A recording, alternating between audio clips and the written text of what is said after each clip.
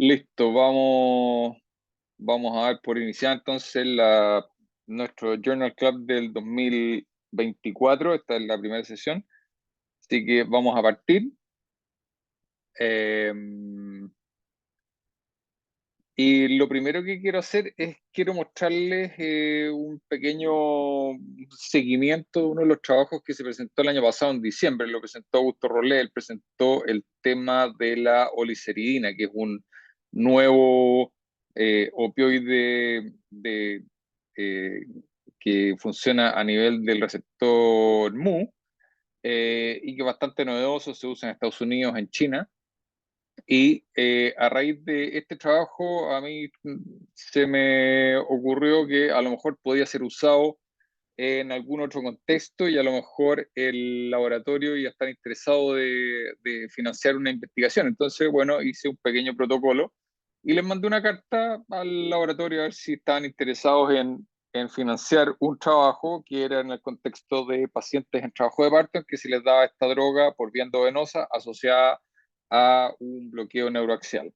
Y ver, en el fondo, el objetivo de esta cuestión era ver si es que había una reducción en el consumo, una optimización del consumo de la anestesia neuroaxial.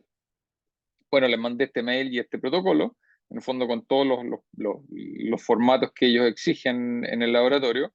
Bueno, y finalmente me contestaron rápidamente esto al día siguiente. En el fondo me dijeron, mire, lo que pasa es que la glicerina solamente tiene aprobación para ser usada en Estados Unidos y en China, y con ciertos protocolos de dosificación, y lo que usted está proponiendo son dosis bastante más altas, y además nuestro laboratorio no financia estudios fuera de el lugar en que la droga no está aprobada, así que por lo tanto no podemos financiarlo, así que finalmente el protocolo quedó hasta ahí y se fue a la basura.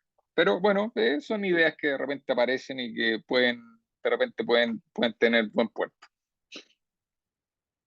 Entonces, hoy día lo que vamos a presentar es este trabajo. Es un trabajo chino que se trata sobre el remimazolam, la dosificación para gastroscopía, un estudio aleatorizado de no inferioridad. Este estudio fue hecho por estos 12 autores chinos, de los cuales los dos primeros son los primeros autores, porque eso lo declaran al principio, digamos. Y menciono aquí al último autor, el autor senior, que es el autor corresponsal. Eh, es bastante difícil buscar los antecedentes de los autores chinos. En general, todos tienen nombres medio parecidos, no aparecen en general en PubMed, o bien hay una cierta confusión de apellidos, digamos. Entonces es bien difícil seguirle la pista de la actividad académica de estas personas. Probablemente en China hay un sistema un poco más local que permite darse cuenta de quién es quién, digamos, pero con las herramientas que tenemos acá es bastante más difícil. Bueno, este es un estudio que se hizo en Shanghái, pero es un estudio multicéntrico. Y aquí les voy a mostrar un poquito el mapa de China, y los tres centros que estuvieron involucrados en este trabajo: en Shanghái, en Nanchang, que es este lugar aquí como intermedio, y luego Yaqing, que está más hacia la costa, hacia el sur. Eh, Estos tres hospitales universitarios están a una distancia más o menos de 1.600 kilómetros en total, digamos, desde Shanghái hasta Yanqing, aquí abajo. Eh, y con el hospital de Nanchang más o menos en una posición intermedia. Así que hay una distancia bastante considerable entre ellos. Pero como les decía, el hospital principal es el que está en Shanghái, que está aquí en la costa, en el mar de China. Quiero hacer un pequeño paréntesis con respecto a una editorial que salió el año 2009, que la escribió el doctor Talmage Egan. Él es farmacólogo de la Universidad de Utah. Él ha estado aquí en Chile un par de veces. Hola. Eh, ¿Les voy a pedir que cierren los micrófonos, por favor? Ok. Bueno, y Talmage Egan hizo este editorial con respecto al uso o la o el desarrollo de drogas suaves o las soft drugs.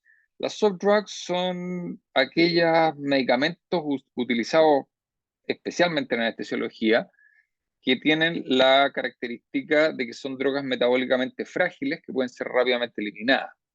El típico ejemplo, el primer ejemplo fue la succinilcolina, pero después han ido apareciendo drogas, si ustedes quieren, de autor o de diseño, que nos permiten tener este tipo de drogas que son muy útiles en anestesiología, como el remifentanil, el esmolol, el metoxicarbonil letomiato y en este caso ahora remimazolam.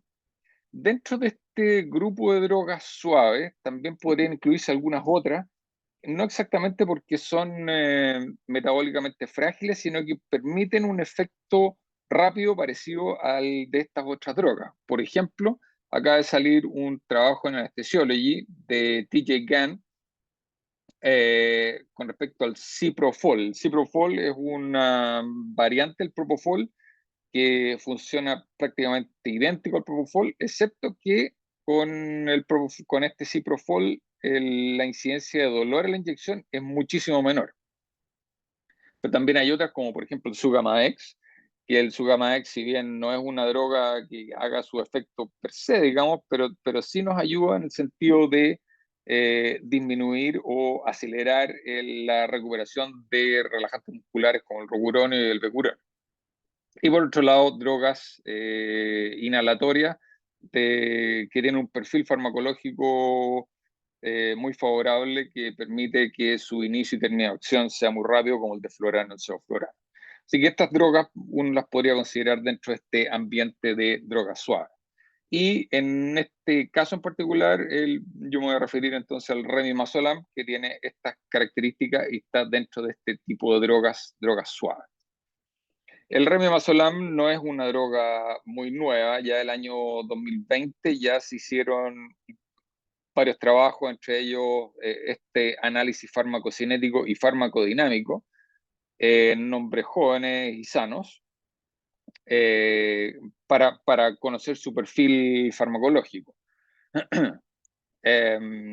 Y ya se conoce, por supuesto, que esto es obviamente es una benzodiazepina con un efecto GABAérgico que actúa a nivel del receptor GABA-A, aumentando su actividad, digamos que es una actividad inhibitoria al favorecer el paso de iones cloro a través de este canal. Ya se conoce algunos perfiles clínicos, digamos, como el tiempo de sedación, el tiempo de efecto máximo, la vía media de eliminación, cuál es su metabolismo, su volumen de distribución, su excreción, su unión a proteínas, incluso recomendaciones de dosificación que tiene esta droga. Pero como les decía, esta no es una droga tan novedosa. El año 2014, el doctor Eduardo Vega presentó esta y algunas otras drogas que en ese momento eran novedosas en el contexto de nuestro curso de anestesia del año 2014. Aquí lo pueden ver a Eduardo junto con él con una visión tremenda, digamos, de presentar este subgrupo de drogas, pero también una visión tremenda ahí al codearse con su jefe y con el que iba a ser su futuro jefe. Así que vámonos ahora al trabajo. La sedación endoscopía es un tremendo tema porque la cantidad de endoscopías que se hacen en el mundo es enorme y los requerimientos para hacer sedación, para poder hacer este procedimiento también es un gran tema. Y en este sentido, el midazolam, el propofol han tenido un rol bastante protagónico.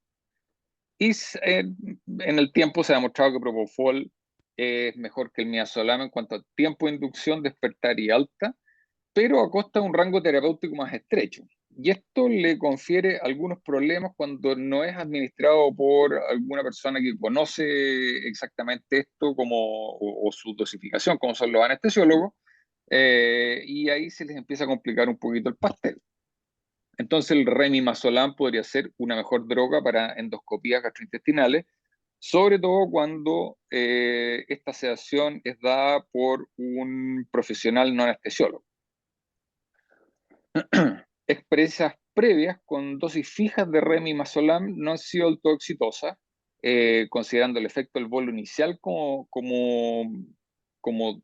digamos, dosis única para hacer todo el procedimiento. Esto en base a un estudio de fase 2B de Panbianco, en que mostraba que la efectividad de este bolo inicial de remimazolam solamente tenía una efectividad alrededor de 60%.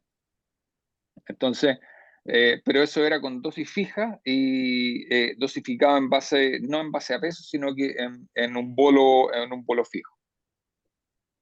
Entonces, el objetivo de este trabajo fue eh, evaluar el remimazolam dado en dosis diferentes de acuerdo con el peso, lo que podría lograr una igual eficacia que el propofol. Y un objetivo secundario fue determinar la incidencia de eventos adversos que podría tener el remimazolam o bien alguna otra, las alternativas, que en este caso el propofol. La hipótesis de los autores fue que la dosificación de 0,2 miligramos por kilo de remimazolam es no inferior a 1,5 miligramos por kilo de propofol en términos de sedación exitosa para una endoscopía digestiva alta. Un segundito. Me parece que hay alguien con el micrófono abierto. Ahí lo voy a dejar silenciado.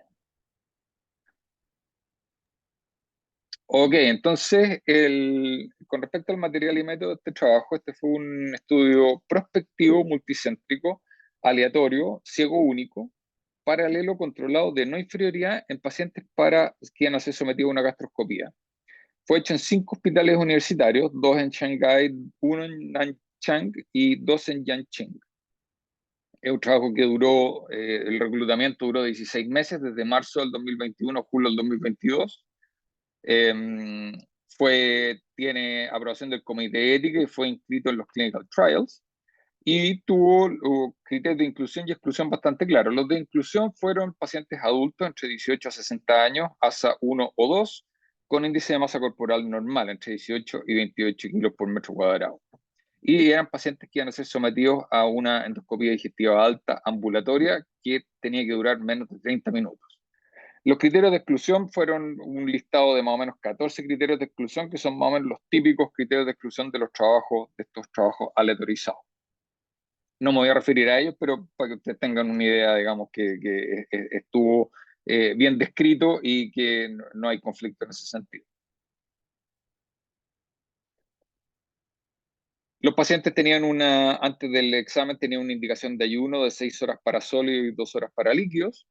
A todos los pacientes se les inyectó una dosis endovenosa previo a la droga de estudio de sufentanil de 5 microgramos, que es el equivalente a 50 microgramos de fentanil, y se distribuyeron entonces en 3 grupos.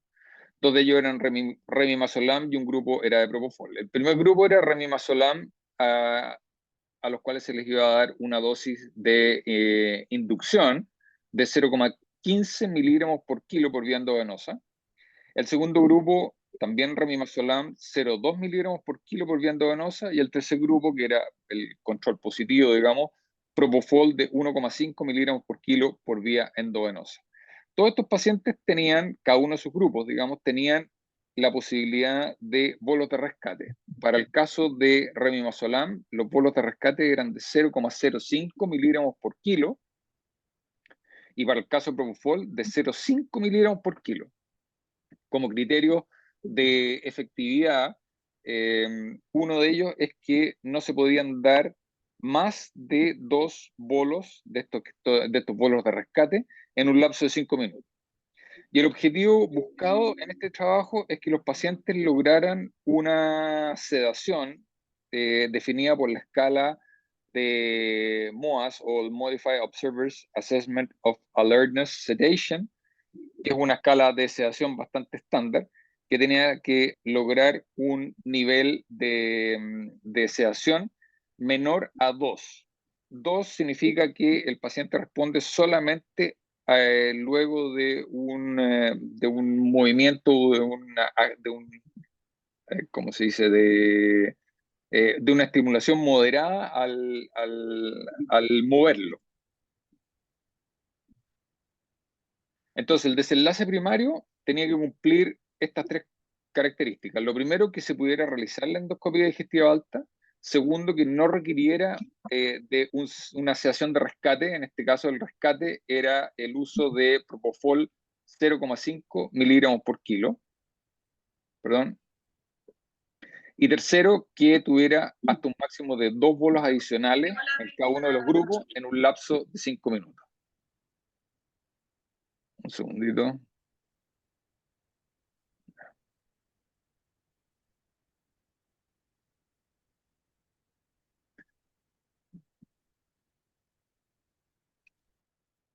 Ahí sí. Ok, entonces esos eran los desenlaces primarios. Los desenlaces secundarios fueron estos 5 puntos. El primero, que evaluar el tiempo de inducción, medido en segundos, y el tiempo de inducción se definió como desde que se administraba el bolo hasta que lograba una escala de sedación menor o igual a 2. El segundo, el tiempo a máxima alerta, vale decir, desde el último bolo hasta lograr un nivel de la escala de sedación igual a 5.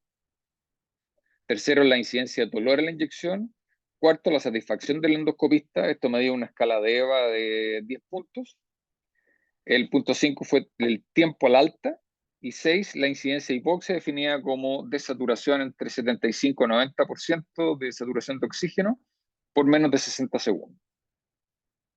Los efectos secundarios o digamos, los efectos colaterales que podía producirse se detectaron, se analizaron en base a una escala recomendada por la Sociedad de Anestesia Endovenosa, en la cual ha sugerido, tiene unas pautas, digamos, ha sugerido qué cosas reportar para mantener así un estándar y poder comparar estudios después. Así que se basaron entonces en esta cartilla, que es bastante estandarizada. La aleatorización se hizo con una relación 1:1:1. Los pacientes eran ciegos al grupo de aleatorizado. Se hizo un cálculo de tamaño muestral en base a un diseño de no inferioridad, donde se consideró que el éxito de Propofol iba a ser de 99% o superior, y se determinó entonces un margen de no inferioridad de un 5%. Esto quiere decir que ellos iban a tolerar hasta un 94% de efectividad en aquellos pacientes que fueron usuarios de Remimazolam. El valor alfa para este estudio, que ellos consideraron, digamos, aquí está no está bien el porcentaje, pero es 1,25%, es un valor alfa de solamente una cola. El poder fue de 90% y consideraron una tasa de abandono de un 10%. Y en base a eso, entonces, el tamaño muestral para este trabajo fue de 600 pacientes por grupo o 1.800 pacientes en total. Como les decía, es un diseño de no inferioridad. El desenlace primario se hizo en base a un test de no inferioridad, y para esto entonces se consideró un error tipo 1 de 1,25% y considerando un intervalo de confianza de 97,5%. Para todos los otros desenlaces se consideró un error tipo 1 de 5% y un intervalo de confianza de 95%, que es lo habitual. Se usaron pruebas de estadísticas con ANOVA, Chi cuadrado y Wilcoxon según donde correspondiera. Y acá les muestro gráficamente qué es lo que querían detectar ellos. Entonces, en este gráfico donde aparece en este gráfico horizontal, aparece el tope, que es el 100% de efectividad del tratamiento, y de ahí una flecha hacia la izquierda disminuyendo la efectividad. El rango o el margen de no inferioridad se setió en 94%. Entonces, para aquellos casos en que se comprueba la no inferioridad, el intervalo de confianza de ese grupo tenía que ser desde este rango inferior de 94% hacia arriba, su intervalo de confianza 97,5%, y en aquellos casos en que no se comprueba la no inferioridad, iba a ocurrir cuando su intervalo de confianza atravesaba este margen de no inferioridad. Y acá quiero hacer nuevamente una pequeña pausa con respecto, un par de palabras con respecto a los estudios de no inferioridad. Esta es una revisión que apareció en el JAMA en el año 2015 con respecto a los estudios de no inferioridad. Y aquí explican en base, en realidad, de qué se trata este tipo de estudios. Y un par de palabras con respecto a esto. Los estudios de no inferioridad, su objetivo es determinar un tratamiento que tenga, por ejemplo, un menor costo, menos efectos adversos o que sea más conveniente.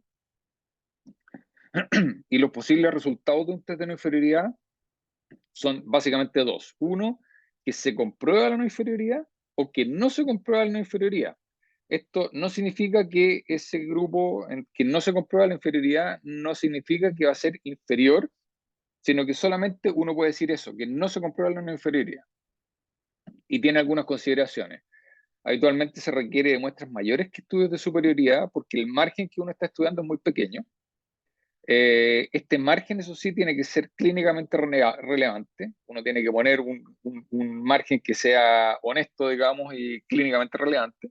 Y finalmente, el análisis que se utiliza se hace un análisis por intención de tratar, a diferencia de por protocolo. Y esto es porque al usar una intención de tratar, uno finalmente termina castigando o siendo más estricto con los resultados que uno está buscando. Así que por lo tanto, si uno finalmente demuestra la inferioridad, es, eh, es, eh, eh, es más significativo en ese sentido. Así que entonces vamos a los resultados. Estudiaron entonces en este lapso de tiempo, estos 16 meses, 1.900 pacientes, de los cuales 17 fueron excluidos y 1.883 fueron aleatorizados a los tres grupos. Finalmente, en cada uno de los grupos, los pacientes analizados en intención de tratar versus por protocolo fueron exactamente igual, así que el análisis, ya sea por una o por otra metodología, va a ser exactamente lo mismo. Así que ahí no hay ningún conflicto, así que seguimos adelante. Con respecto a las características generales de los pacientes, esto, para que ustedes se hagan una idea, eran básicamente mujeres chinas de edad intermedia, alrededor de 40 años, con un peso alrededor de 60 kilos y una altura de 1,64. Así que ahí les pongo una foto más o menos representativa de más o menos cómo era la población. 60% mujeres más o menos. El resto de las cosas eran pacientes como al principio por diseño, digamos, eran pacientes bastante sanas, hasta 1 o 2, en que no había ningún tipo de conflicto desde el punto de vista ventilatorio, vía aérea, necesidad de intubación, etc.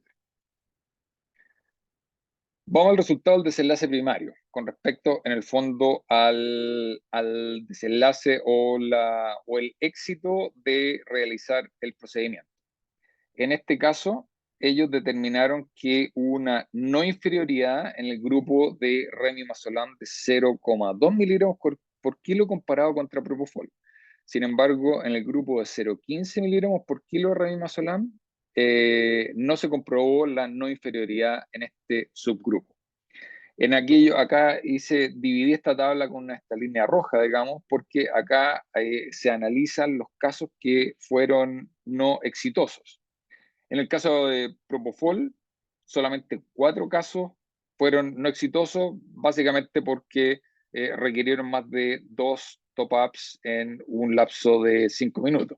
En el caso de Remimazolam, hubo hasta casi un 20% de pacientes que requirieron una medicación de rescate, en este caso el Propofol, y en el grupo de Remimazolam de 0,2 miligramos por kilo, solamente, bueno, hubo acá en el fondo 8 pacientes que no fue exitoso el tratamiento, 2 que requirieron rescate y 6 más que requirieron top-ups en menos de en un lapso de 5 minutos. Con respecto al desenlace secundario, también hubo algunas diferencias. En este primer gráfico aquí a la izquierda, el tiempo de inducción fue el que fue más rápido, fue con Propofol, seguido con la dosis más alta de Remimazolam y seguido luego por el grupo de Remimazolam en dosis un poquito más baja. Ahora son diferencias en escasos segundos, pero estadísticamente hay diferencia. Luego, en el tiempo de hasta estar completamente alerta, fue más rápido en el grupo Propofol, en aproximadamente 1 minuto comparado con los otros dos grupos. Con respecto al dolor a la inyección, el dolor fue mayor en el grupo de Propofol versus el grupo de Remimazolam, significativo para ambos grupos. Y finalmente la satisfacción tanto del endoscopista como del participante. En el grupo del endoscopista hubo diferencias en el sentido de que el grupo de Remimazolam en dosificación más baja, su satisfacción fue menor que con los otros dos grupos. Para los participantes no hubo ninguna diferencia en términos de satisfacción. Otros efectos adversos o los efectos adversos buscados, lo que encontraron fue que había diferencias al comparar Remimazolam de 0,2 miligramos por kilo versus Propofol. Y básicamente las diferencias fueron en base a que el grupo Propofol tuvo más hipotensión, más bradicardia, más depresión respiratoria subclínica y más incidencia de hipoxemia. Estos son efectos colaterales que alcanzaron una significancia estadística y que clínicamente también tiene alguna importancia relevante. Así que nos vamos a la discusión. En resumen, ellos resumen en el fondo, concluyen que la tasa de éxito de Remimazolam 0,2 miligramos por kilo, pero no así la de 0,15 miligramos por kilo, es no inferior a Propofol administrada en bolos de 1,5 miligramos por kilo. La incidencia de eventos adversos de Remimazolam 0,2 miligramos por kilo fue menor a la de Propofol. Así que pareciera ser que una dosificación por kilo es más racional que una dosis fija. Esto basado en estudios farmacocinéticos donde el índice de masa corporal es una variable significativa en estos modelos predictivos. Ahora, este estudio obviamente tiene sus limitaciones y son básicamente que se estudiaron pacientes básicamente sanos. Es un estudio multicéntrico hecho en China, pero no en el resto del mundo. No se examinó disfunción cognitiva temprana, que podría existir con las benzodiazepinas, y que se ha descrito obviamente para midazolam, pero no así para esta droga. Y finalmente no se examinó la incidencia de náuseas y vómitos después del procedimiento, donde se ha visto que Remimazolam podría tener una mayor incidencia que Propofol, ya que Propofol tiene este factor protector anti-náuseas y vómitos postoperatorios. Y finalmente yo agrego que el protocolo incluyó sufentanil, lo que pudiera cejar positivamente los resultados. Y esto comparándolo contra otros estudios en que no se ha usado algún opiáceo, en que entonces la efectividad de este bolo inicial es bastante más bajo. Sí, con respecto al trabajo, yo creo que este es un estudio multicéntrico grande con resultados creíbles. Y creo que más importante que los valores absolutos de éxito es el concepto que es no inferior en el esquema utilizado. Y el esquema utilizado, lo reitero, son bolos asociados a una sedación con sufentanil y en una población sana. Así que por eso hay que tener esa consideración. Ahora, creo que esta droga abre un potencial nicho para que las sedaciones sean realizadas por no especialistas en forma segura. Esto, si bien desde el punto de vista gremial para nosotros no es algo deseable, pero está bien, hay muchos pacientes que se van a favorecer de una sedación más segura y más controlable, sobre todo dada por gente no experta o que no está acostumbrada a dar sedaciones en este contexto. Existe información farmacocinética y farmacodinámica que permitiría administrarla de forma continua y eventualmente en una forma de infusión controlada a un target o TCI. Así que por lo tanto, esto probablemente, este desarrollo se viene o ya está en el pipeline y se viene. Yo no conozco modelos que atiendan esto, pero lo más probable es que se venga en un futuro cercano. Y finalmente nada se dice el costo de la droga, pero aparentemente sería mayor que Propofol y este va a ser una barrera de entrada seguramente para este tipo de medicamentos. pero que si eventualmente se demuestra que su beneficio es mayor que su costo, probablemente va a ser una droga que va a ser ampliamente incorporada, sobre todo en centros donde no hay un anestesiólogo encargado de las sedaciones. Me parece que esa es la última, sí. Bueno, dejo abierto aquí para comentarios.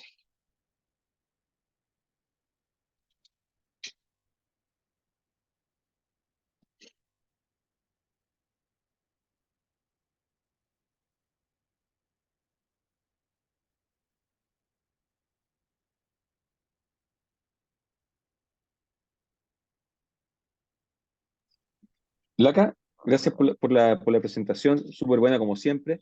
Oye, después de tantos años que yo presenté esto en 2014, ¿tú crees que va a tener cabida finalmente esto y en el mundo anestesiólogo? Porque al parecer para nosotros no va a ser, según lo que entendí en la presentación.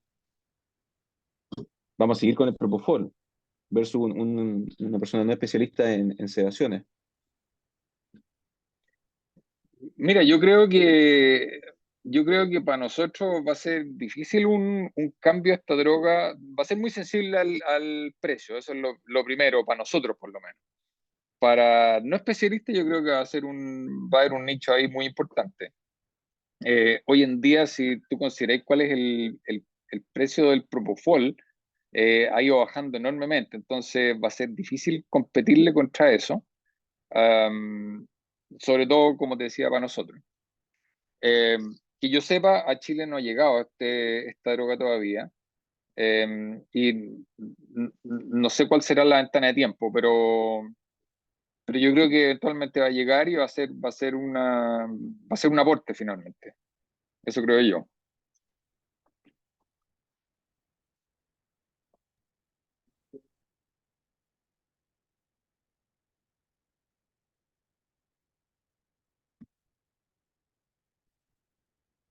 ¿Algún otro comentario?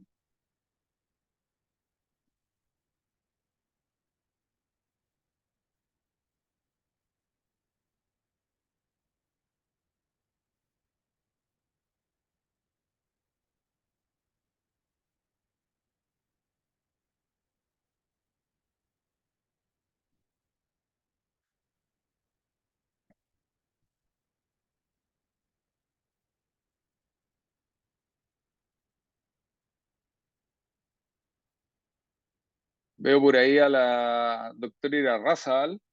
Sería interesante su visión luego de haber salido de la beca más o menos recientemente. ¿Cuál ha sido su experiencia en el electrosistema con respecto a este tipo de procedimientos si los hacen en el centro donde ella está en este momento?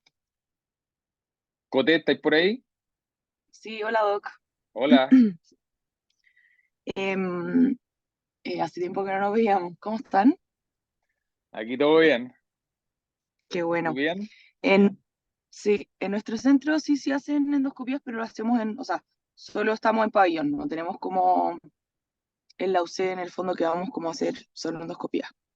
Em, Cuando la hacemos en pabellón, muchas veces los cirujanos nos obligan a hacerla con anestesia general, así que ahí no tenemos mucho que discutir y muchas veces son solo RCPs, por ejemplo. No como endoscopia propiamente tal.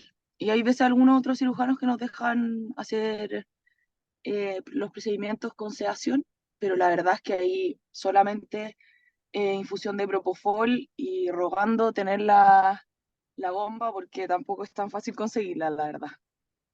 Así que eso, nos vinieron a ofrecer eso sí, CENAF para hacer endoscopías. No sé si ustedes le habían propuesto eso. Sí, en algún momento tuvimos en el centro el centro de endoscopía, eh, pero entiendo que no estamos usando mucho eso. Algunos pacientes nomás, probablemente de más alto riesgo, pero no es lo habitual. Y la verdad que no sé si acá se hacen como en algún otro lugar del hospital em, endoscopía, así que no sé si se usaría en el hospital, la verdad. Pero muy Probablemente las interesante. hacen así nomás, ¿eh? Sí, así no, yo creo, con suerte mía sola. Claro. Bueno, en esos grupos puede ser muy interesante esta droga, podría ayudar, tal vez. Ya, pues, Coté, muchas gracias. Gracias, Doc. ¿Algún otro comentario?